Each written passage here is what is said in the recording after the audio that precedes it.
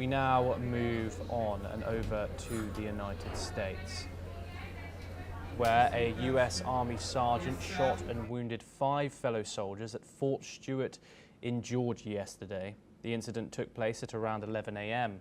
3 of the victims were required surgery, but all 5 are in stable condition and expected to recover.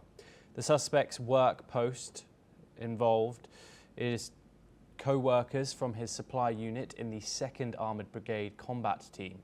Let's now listen to how the situation was handled at Fort Stewart yesterday from Brigadier General John Lubas. Our wounded soldiers were initially evacuated to Wynn Army Community Hospital right here on Fort Stewart.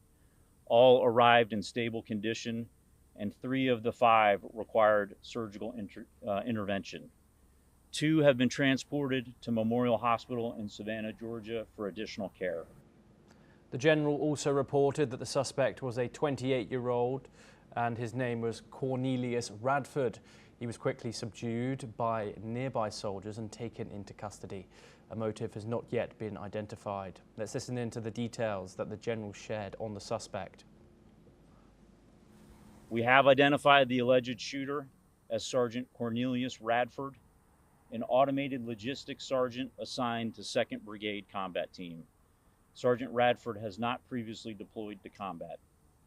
Sergeant Radford has been interviewed by the Army Criminal Investigation Division and is currently in pretrial confinement, awaiting a charging decision by the Office of the Special Trial Counsel. Radford used a personal handgun. He had no prior combat deployment, but the base went into lockdown. But officials say there is no threat to the surrounding community. Radford does, however, remain in custody as charges are being finalized. Following the incident, the US President also addressed the situation in his daily briefing at the Oval Office.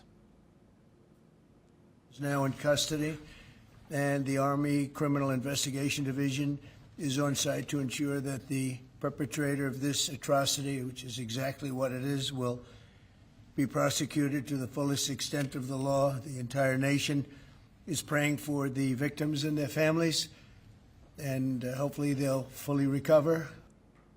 We're now joined by Jim Rice once again to discuss this situation further. Jim, how common are these types of incidents in the United States, and what does it say about security, about mental health in the United States military services?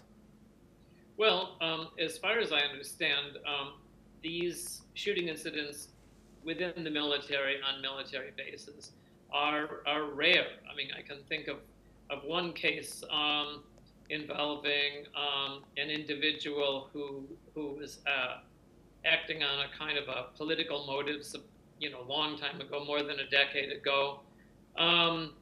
But again, the military keeps very close tabs on firearms.